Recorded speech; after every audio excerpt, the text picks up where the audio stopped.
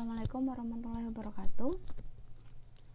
Kali ini pada pertemuan kedua kita akan membahas tentang materi fungsi, komposisi, dan limit. Materi ini sebenarnya kalian pelajari di SMA juga. Jadi kalau masih lupa, silakan dibuka kembali buku pelajaran SMA-nya. Ada juga di buku kalkulus Purcell yang sudah saya unggah di e-learning kemarin. Kita langsung saja. Pertama yaitu tentang materi fungsi komposisi. Nah, fungsi komposisi sendiri sebenarnya adalah operasi, namun operasi yang hanya berlaku pada fungsi.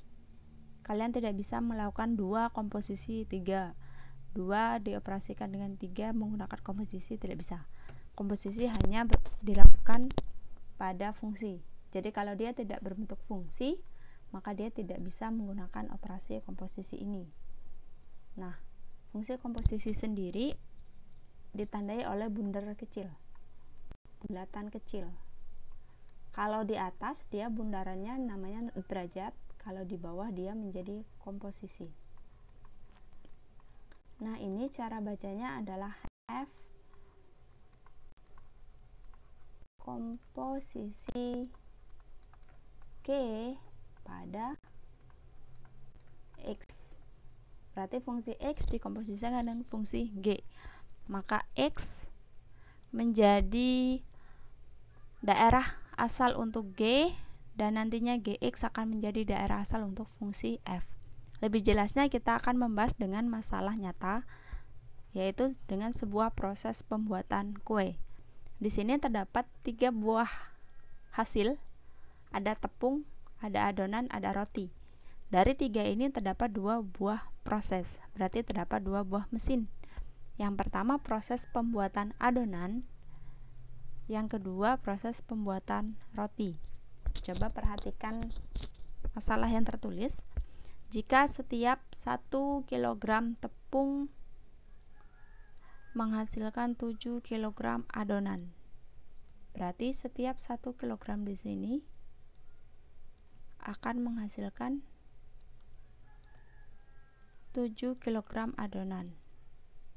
Dan setiap 1 kg adonan akan menghasilkan 56 roti. Kalau di sini ada 7 kg, 1 kilogramnya menghasilkan 56 roti. Kalau 7 kg berarti tinggal kalian kali 7 dikali 56 roti. 56 buah. Ini akan menghasilkan sekian roti. Jadi untuk setiap 1 kilo adonan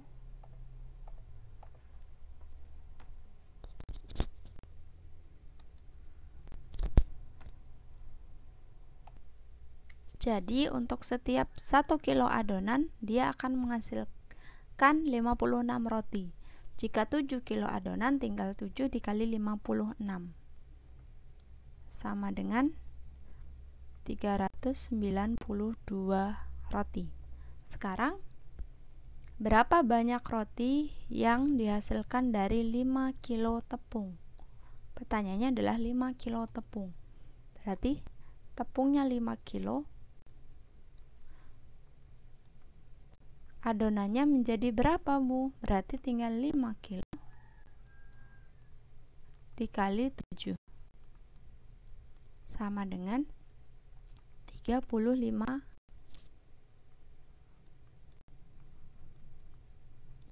Oke, setiap 5 kg tepung ternyata menghasilkan 35 adonan. Lalu menghasilkan berapa roti dengan 35 adonan? Tinggal dikali 56. Karena setiap 1 kg adonan menghasilkan 56 roti. Dan ini menghasilkan 1960 roti. Kesimpulannya, tanpa saya perlu tahu adonannya berapa, setiap 5 kg tepung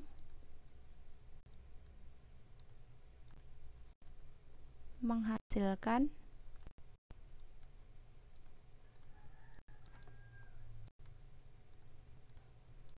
1 1960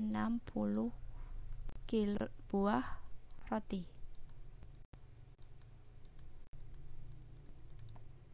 Oke, karena pertanyaannya adalah berapa banyak roti ya. Pertanyaannya tidak menanyakan tentang adonan, langsung roti. Ini masih mudah karena prosesnya hanya ada dua. Kalau di pabrik, kalau di industri, pembuatan barang, pembuatan makanan, prosesnya tidak hanya dua. Prosesnya bisa berpuluh-puluh. Membuat laptop saja dari nol, dari barang paling dasar bisa sampai berkali-kali proses. Membuat kue kering atau makanan ringan berbungkus yang kalian temukan di Indomaret atau di supermarket, itu prosesnya jauh lebih banyak. Dan mereka membutuhkan data berapa bahan yang mereka butuhkan untuk menghasilkan sekian buah atau sekian kilo barang atau kue. Oleh karena itu, kita membutuhkan fungsi komposisi. Nah, ini adalah contoh lain kalau dia sudah berbentuk fungsi. Pertama, setiap bahan tepungnya kita menggunakan X kilogram. Berarti dia adalah daerah asalnya, inputnya. Input untuk mana? Input untuk Fx. Sedangkan Fx adalah adonan. Dan Fx ini pada akhirnya akan menjadi input untuk mesin selanjutnya, yaitu mesin membuat roti. Jangan lupa, dalam proses ini kalian hanya boleh memasukkan tepung. Dan proses ini akan menghasilkan adonan. Dan dalam proses G, yang kalian boleh masukkan hanyalah adonan. Kalau kalian masukkan tepung ke sini, maka mesinnya rusak. Kalau kalian masukkan tepung ke fungsi Gx, dia tidak akan menghasilkan roti. Kenapa? Karena hanya adonan yang menghasilkan roti. Dia akan menghasilkan roti. Gitu ya. Oleh karena itu, hanya Fx yang bisa menjadi X untuk fungsi G. Sekarang misalkan X-nya kita menggunakan 5 lagi seperti tadi, 5 kilo. Maka dia menjadi input untuk Fx. F5 sama dengan 2 kali 5 ditambah 3 sama dengan 13 kilo. Berarti untuk 5 kilo tepung menghasilkan 13 kilo adonan. Fx-nya 13. Untuk 13 kilo adonan menghasilkan berapa roti? Maka ini menjadi input untuk X. Untuk G 13 10 13 kurangi 3 127. Maka dia menghasilkan 127 roti. Jangan lupa 13 itu apa? Fx. Berarti dia sebenarnya adalah G bundaran Gfx. Nah, Gfx itu sendiri adalah fungsi komposisi. G pun komposisi F terhadap X. Maka fungsi Fx menjadi input untuk fungsi G. Fungsi Fx-nya berapa? Perhatikan di sini 2x plus 3.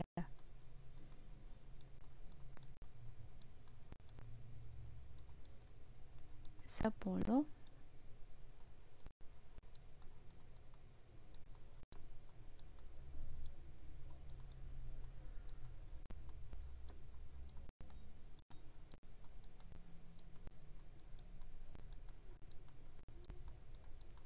Nah, apakah ini benar? Jika nanti kalian ragu jawaban kalian benar atau tidak, coba saja diuji.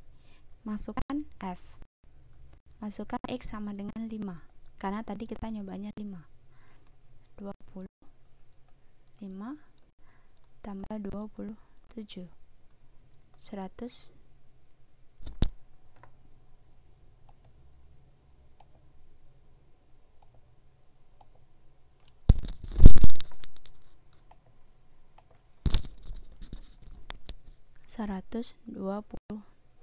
Maka benar bahwa Untuk keseluruhan mesin pembuatan ini, fungsi komposisinya adalah G bundaran fx 20x plus 27. Begitu.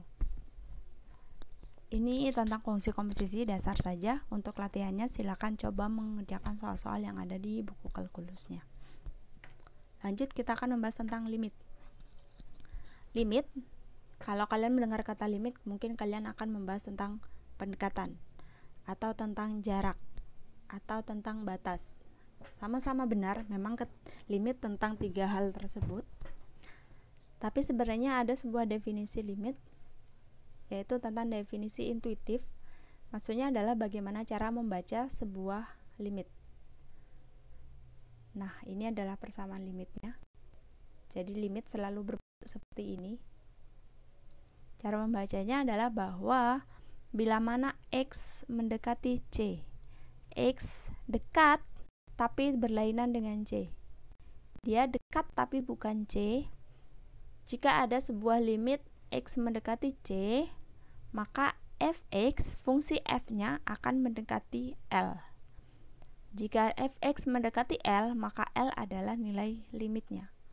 Makanya cara bacanya limit X mendekati C untuk fungsi X adalah L. Untuk lebih jelasnya, mari kita perhatikan persamaan berikut. Nah, kalau kalian perhatikan, fungsi ini dia tidak terdefinisi di X sama dengan 1. Jika kita substitusi X sama dengan 1 misalnya, maka kan jadinya substitusi X sama dengan 1, jadinya 1 pangkat 3 dikurangi 1 per 1 min 1 sama dengan 0 per 0. Dia tidak terdefinisi. Maksudnya tidak terdefinisi bagaimana? Dia tidak punya nilai untuk X sama dengan 1. Coba perhatikan di grafik. Untuk X sama dengan 1, dia bolong. Dia bolong. Ibaratnya kalau kalian lagi di jembatan, di jalan, ada lubangnya. Lubangnya tuh sampai ke bawah. Jatuh kalau kalian menginjak lubang itu. Dan dia lubang. Karena dia lubang, maka 3 di sini bukan daerahnya, di sini juga bolong. Dia bolong. Tapi walaupun dia bolong, ternyata kalau X yang mendekati 1, setiap X yang semakin dekat dengan 1, walaupun itu dari kanan ataupun dia dari kiri, hasilnya kan kalau di sini X, berarti di sini fx-nya. Tinggal masukkan ke fungsi. Untuk setiap X yang mendekati 1, ternyata fx-nya mendekati 3. Coba perhatikan di tabel. X-nya dibuat sangat dekat dengan 1. Dari 1,25 sampai 1,001. Dari 0,75 sampai 0,99. Mendekati 1 dari 2 arah, kanan dan kiri. Walaupun untuk titik X sama dengan 1 tidak punya nilai, tapi kalau kalian perhatikan hasilnya, dia mendekati 3. Dia mendekati 3. Karena dia mendekati 3, walaupun tidak pernah menyentuh 3, maka kita bisa bilang bahwa limit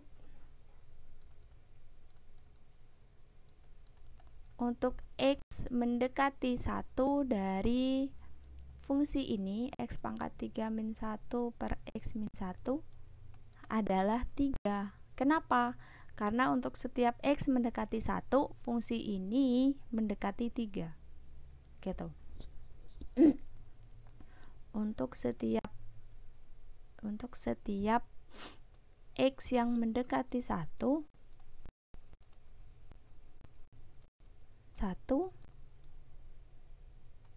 X pangkat 3 min 1 per X min 1 nya mendekati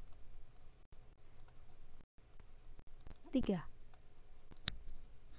Itu maksud dari limit. Sekarang kita, karena dia mendekati berarti ada jarak yang terkikis. Tadinya X-nya di sini. Kalau perhatikan di sini, tadinya sini 1, tadinya X di sini. kemudian dia mendekat lagi di sini, kemudian dia mendekat lagi di sini, sampai dekat terus mendekat. Nah, ada jarak yang terkikis. Ada jarak yang terkikis. Karena ada jarak yang terkikis, kita bisa membahas limit dari konteks jarak. Itulah kenapa kita kemarin membahas tentang epsilon dan delta. Epsilon dan delta adalah huruf keempat dan 5 Yunani, dan dia sama-sama mewakili sebuah bilangan positif terkecil. Kenapa harus diwakili oleh epsilon dan delta? Karena kecil. Walaupun dia kecil tapi nilainya banyak, tak hingga. Kalau kita mewakili dengan X atau Y atau Z, ini terlalu luas. Dia bisa diwakili oleh min 5. Kamu bisa milih akar 3, min 1 juta, atau bahkan 5 juta. Nah, itulah kenapa tidak bisa diwakili oleh X, Y, Z. Kenapa? Karena X, Y, Z seringkali mewakili bilangan real. Sementara kita hanya mau membahas tentang sebuah bilangan positif kecil. Kenapa? Karena kita membahas tentang jarak yang sangat kecil tapi ada. Contohnya adalah 0,00005. Mungkin dia sangat dekat dengan 0 ya. Jaraknya, kalau kita lihat jaraknya mungkin hanya setipis kertas. Tapi jarak itu ada. Kalau dalam matematika, jarak sekecil apapun dia tidak diabaikan. Dia ada. Karena ada, kita membutuhkan satu buah simbol yang hanya mewakili bilangan-bilangan positif kecil ini. Oleh karena itu, kita menggunakan epsilon dan delta. Lalu apa hubungannya dengan nilai mutlak? Karena nilai mutlak selalu membahas tentang jarak. Karena nilai mutlak kan selalu bernilai positif ya. Selalu bernilai positif. Epsilon dan delta juga bernilai positif, namun dia kecil. Maka ketika ada sebuah bilangan X mutlak kurang dari epsilon, maka otomatis kita bisa bilang bahwa epsilon sangat kecil. Kenapa? Karena dia lebih kecil dari epsilon yang kecil. Maka X sangat kecil. Gitu. Kalau kita punya X min 3 kurang dari epsilon, maka X min 3 sangat kecil. Kenapa? Karena dia lebih kecil dari yang sudah kecil. Ini juga sangat kecil. Gitu. Nanti kita akan gunakan ini untuk membahas tentang limit dari definisi selanjutnya. Sekarang, dua pertaksamaan ini, X min 3 mutlak kurang dari epsilon, kemudian ada mutlak lainnya 6X min 18 kurang dari delta. Keduanya kurang dari sebuah bilangan positif kecil, tapi mereka tidak berhubungan, belum berhubungan. Kenapa? Karena masih terpisah. Baru akan berhubungan kalau kita tulis X min 3 kurang dari epsilon, sehingga 6X min 18 kurang dari delta, atau dibalik, terserah. Baru kalau misalnya tulisannya seperti ini atau misalnya seperti ini,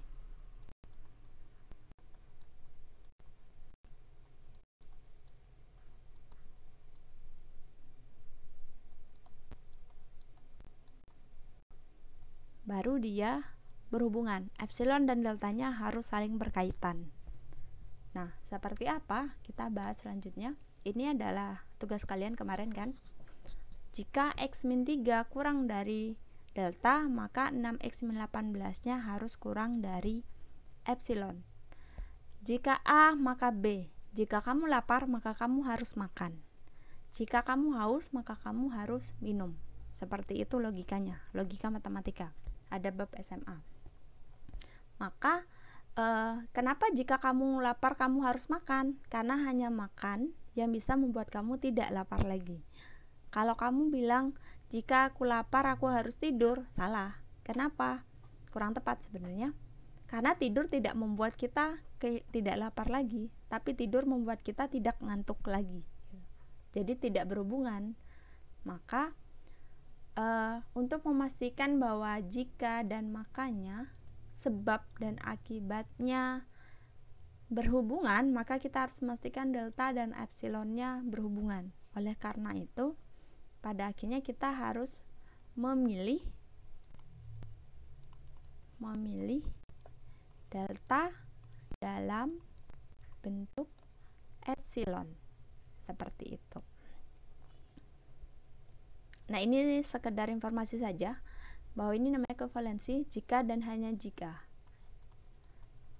Jika dan hanya jika. Jika dan hanya jika berarti dia bermakna dua hal. Jika A maka B, lalu jika B maka A. Harus bolak-balik. Kita hanya akan membahas yang kiri saja, jika A maka B.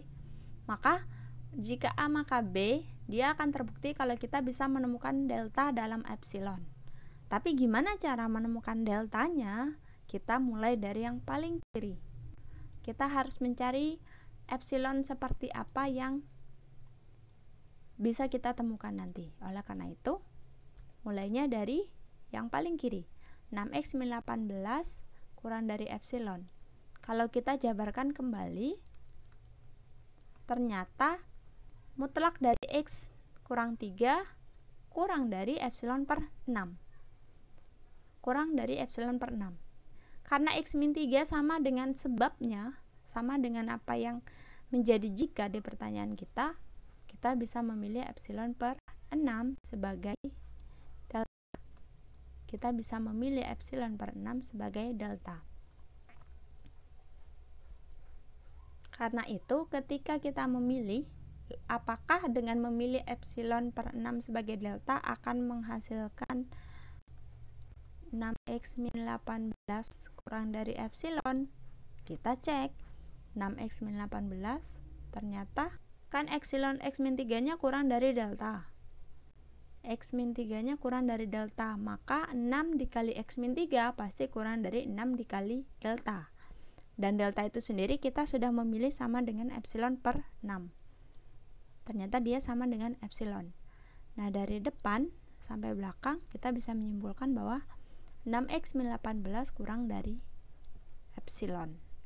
Karena kita bisa membuktikan 6x min 18 memang kurang dari epsilon, untuk delta sama dengan epsilon per 6, maka pernyataan ini bisa dibuktikan. Kenapa kita belajar ini, Bu? Karena limit selanjutnya, definisi yang tepat mengenai limit sebenarnya adalah tentang jarak yang terkikis tadi. Jarak yang terkikis tadi.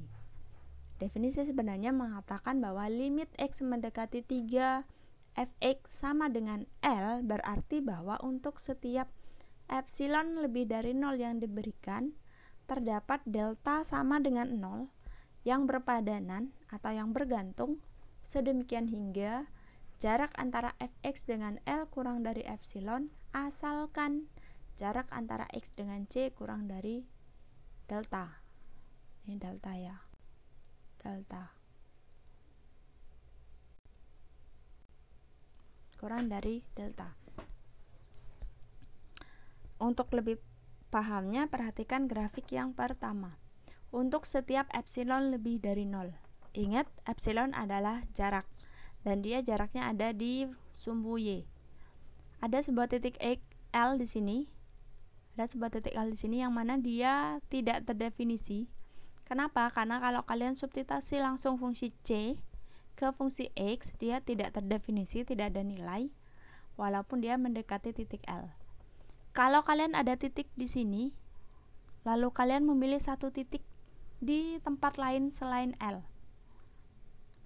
Karena dua titik itu tidak sama, maka ada jarak antara dua titik tersebut.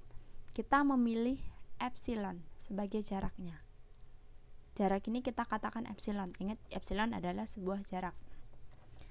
Kemudian titik yang tadi, karena kita bisa memilih satu epsilon dan satu titik, ternyata titik yang tadi bernilai. Dia ada nilainya di fungsinya. Oleh karena itu kita bisa menemukan titik x-nya. X di sini.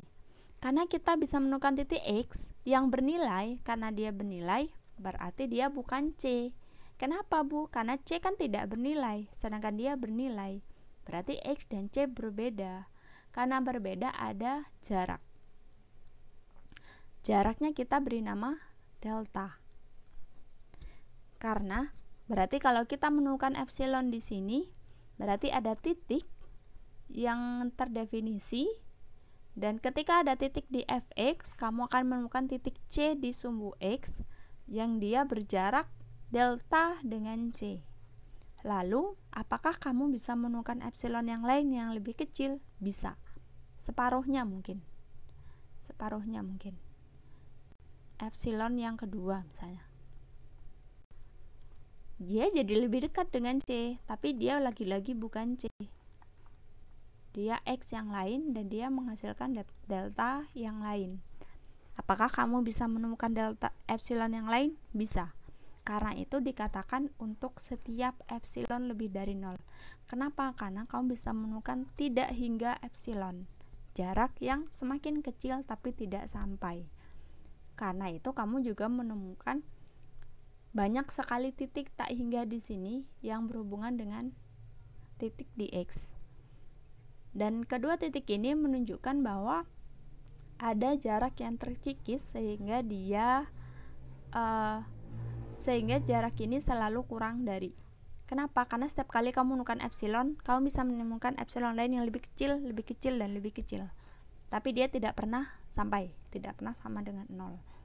Oleh karena itu dikatakan bahwa terdapat delta lebih dari 0 yang berpadanan sehingga jarak antara fx dengan L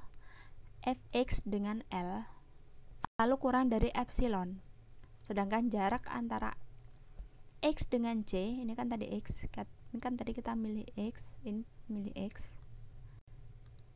selalu kurang dari delta. Gitu.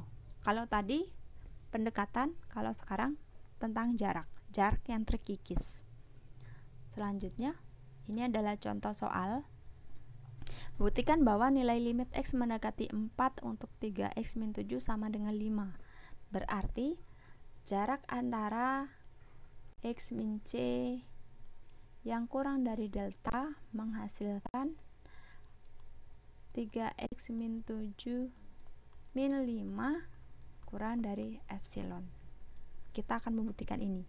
Kalau kalian sudah bisa menggunakan pembuktian di epsilon delta yang tadi, maka di sini gampang saja. Pertama, lakukan analisis pendahuluan. Kenapa? Karena kita harus memilih sebuah delta. Dan milihnya tidak sembarangan. Kenapa? Karena tidak semua delta yang kita pilih bisa mengarahkan kita pada nilai limit ini. Oleh karena itu, kita mulai dari yang kiri. Ternyata menghasilkan X min 4 kurang dari epsilon per 3. Maka epsilon per 3 bisa kita pilih sebagai delta. Karena kita sudah milih, kita lakukan pembuktian resminya.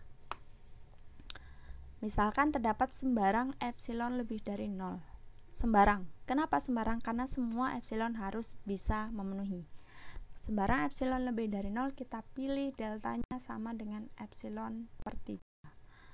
Dan ternyata ini menghasilkan 3x min 7 min 5 ya. Maaf, ini typo, min 5 sama dengan 3x min 12 menghasilkan 3 kali x min 4. Karena x min 4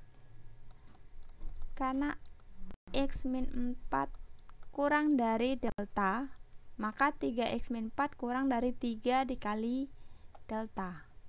Ini sama dengan kurang dari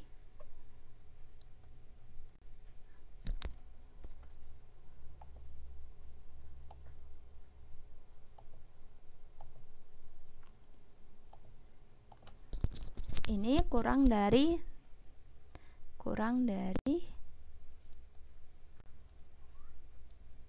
3 dikali delta. Sedangkan delta itu sendiri kita pilihnya sama dengan epsilon per 3. Oleh karena itu ini kurang dari epsilon per 3. Coret-coret sama dengan epsilon. Kesimpulannya 3x min 7 min 5 kurang dari epsilon. Maka terbukti bahwa limit X mendekati 4 untuk 3x min 7 sama dengan 5. untuk setiap X yang mendekati 4, ternyata 3X min 7 mendekati 5. Lanjut, teorema utama limit. Sebenarnya kalian sudah pernah menggunakan ini tanpa kalian sadari. Yang pertama yaitu kalau kita ngerjakan ini, contoh pertama, biasanya akan langsung saja substitusi 2 dikali 3 pangkat 4 sama dengan 2 dikali 8, 1 sama dengan 162. Gampang saja. Tapi sebenarnya caranya tidak seperti itu. Caranya adalah 2 kita keluarkan dulu, jadi 2 limit X mendekati 3X pangkat 4 sesuai dengan teorema 3. Kemudian pangkat 4-nya kita keluarkan sesuai dengan teorema 8. Maka akan tersisa limit X mendekati 3X. Ini sesuai dengan teorema 2. Kalau sudah sesuai baru tinggal substitusi sama dengan C. X mendekati 3X, maka tinggal X-nya substitusi dengan 3, baru kita bisa pangkatkan dan kalikan 2. Seperti itu sebenarnya. Cuman kalau di lapangan tidak masalah juga dibolak-balik. Ini adalah teorema utama yang sering kalian gunakan. Selanjutnya adalah teorema substitusi. Kalau tadi kan hanya X ya, fungsinya persamaannya X, 1X. Kalau ini sebuah suku banyak, sebuah polinomial. Kalau untuk sebuah polinomial, kalian bisa cukup mensubstitusi saja, tinggal fx-nya disubstitusi menjadi fc. Contohnya, untuk limit x mendekati 2, untuk suku banyak ini, kita tinggal substitusi langsung.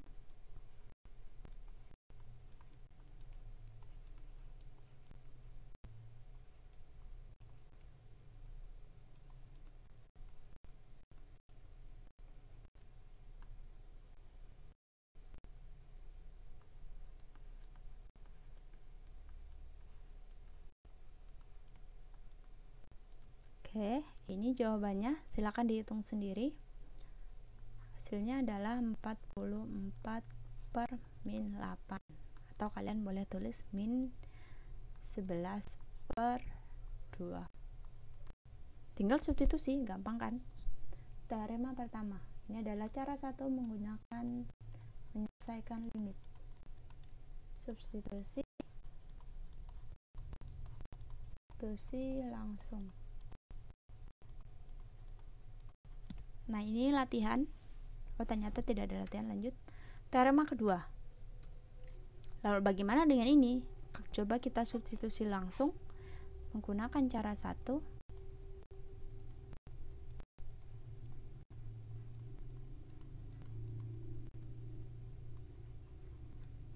Masukkan 2 pangkat 2 dikurangi 4 per 2 min 2 sama dengan 0 per 0. Maka dia tidak terdefinisi, padahal dia ada limitnya. Lalu bagaimana cara mencarinya? Kita harus mencari persamaan lain yang senilai. Ternyata x kuadrat min 4 kalau difaktorkan jadi x min 2 dikali x plus 2. Ini tinggal kalian coret.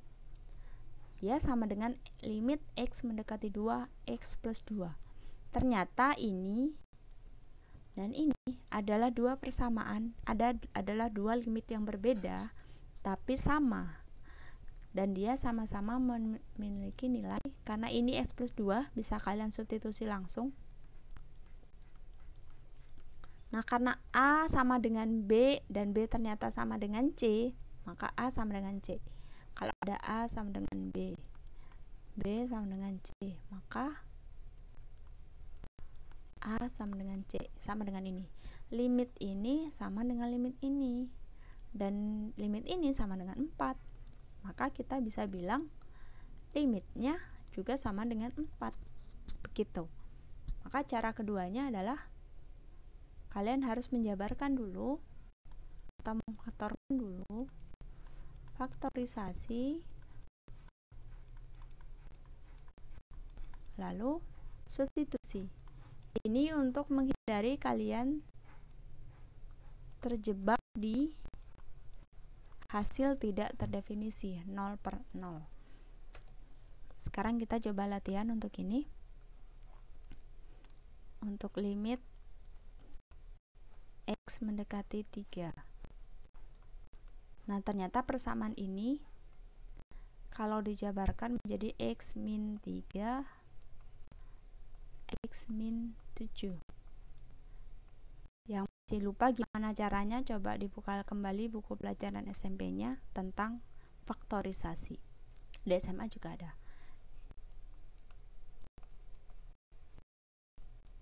Nah, karena sama, tinggal dicoret. Langsung aja, karena sudah bisa difaktorisasi, kita bisa langsung substitusi. 3 min 7, 3 plus 4 sama dengan min 4 per 7. Gitu. Cara kedua, faktorisasi lalu substitusi. Cara ketiga, limit tak hingga. Sebenarnya definisi ini kuncinya ini, bahwa limit X mendekati tak hingga untuk 1 X sama dengan 0. Kalau X nya sama dengan 1, maka 1 per 1 sama dengan 1. Kalau X sama dengan 10, maka 1 per 10 0,1. Kalau X nya 1000 misalnya, 1 per 1000 sama dengan 0,001. X sama dengan 1.000.000. 1 per 1.000.000. 0,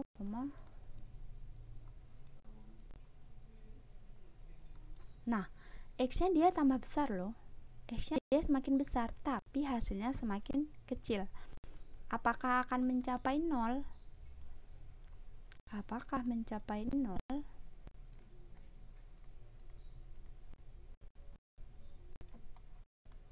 Tidak. Kenapa tidak mencapai 0? Karena untuk dia mencapai 0, dia harus 0 dibagi sesuatu. 0 dibagi tak hingga sama dengan 0.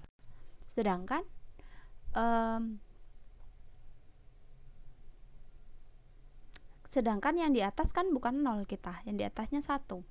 Maka dia tidak akan pernah mencapai 0, tapi dia mendekati 0 kalau dilihat dari hasilnya. Oleh karena itu, untuk setiap X mendekati tak hingga, 1 per X nya mendekati 0. Limit X mendekati tak hingga untuk 1 per X dia sama dengan 0. Limitnya adalah 0. Kunci limit adalah membagi setiap sukunya dengan pangkat tertinggi agar kita bisa memanfaatkan definisi ini. Sekarang perhatikan contohnya. Kalau kalian perhatikan baik-baik, untuk akar X, maka dia X pangkat setengah. Untuk akar X pangkat 3, maka dia X pangkat 3 per 2. Untuk X yang akar pangkat 3, X pangkat 1 per 3. Kita manfaatkan ini ke sini. Untuk limit X mendekati tak hingga, 2X plus 1 pangkat setengah per X plus 4. Kita membagi setiap sukunya dengan pangkat tertinggi. Dari sini kita kelihatan pangkat tertingginya ternyata X ya, pangkat 1. Maka 2X per X ditambah 1 per X setengah per X per X ditambah 4 per X. Dari sini kita bisa coret, ini kan 1 per X jadi 0, maka 2 plus 0 pangkat setengah per 1 plus 0. Hasilnya adalah 2 pangkat setengah per 1 atau sama dengan akar 2. Begitu. Gitu ya. Nanti kalau misalnya limit X pangkat tertinggi, cara 3 khusus limit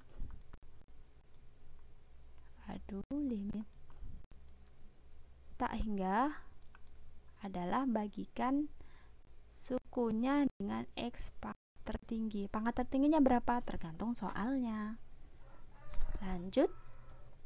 Limit trigonometri, kuncinya di dua ini. Nanti kedepannya akan ada limit-limit yang lain. Jadi kalau misalnya nanti limit cos X per X, nanti pasti juga hasilnya akan satu, sama. Kenapa? Karena cos X itu kan sama dengan 1 per sin X kan. 1 per sin X, sedangkan 1 per sin X berarti nanti dikali X sama dengan 1 juga. Arahnya ke situ. Tan X juga sama. Tan X per X juga sama dengan 1.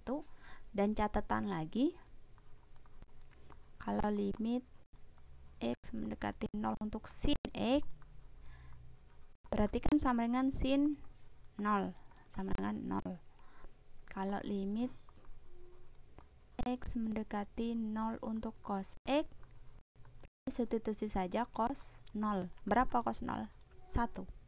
Begitu. Kuncinya di sini. T per sin T, sin T per T, X per sin X, tan X per X, seperti itu. Sekarang kita coba latihan. Ini tinggal kita ganti bentuknya.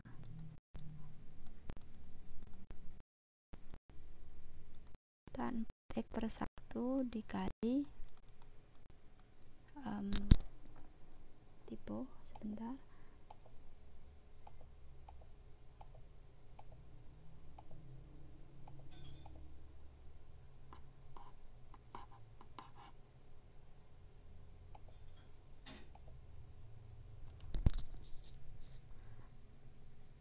Satu per sin 2x. Karena kita mau memanfaatkan teorema ini, maka dia harus di bawah harus 4x, karena yang atas tan 4x. Tinggal dikali 4x per 4x. Untuk sin 2x dikali 2x per 2x.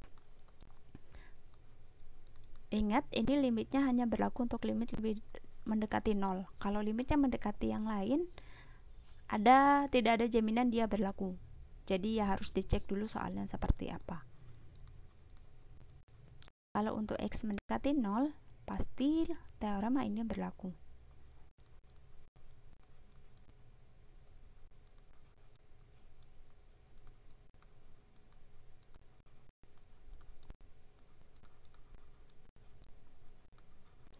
Nah, karena ini sama dengan 1, maka 1 dikali 1 dikali ini coret, 4 dibagi 2 adalah 2. Maka untuk X mendekati 0, limit dari tan X sama dengan per sin 2x adalah 2. Limit X mendekati 0, tan 4x per sin 2x sama dengan 2. Untuk setiap X yang mendekati 0, tan 4x per sin 2x sama dengan 2. Gitu. Nanti apakah dia kontinu atau tidak, beda lagi. Oke, itu saja untuk materi hari ini. Materi pertemuan kedua, materi selanjutnya kita akan membahas limit lebih jauh lagi. Terima kasih, semoga bermanfaat. Jika ada pertanyaan, silakan bertanya via e-learning. Assalamualaikum warahmatullahi wabarakatuh.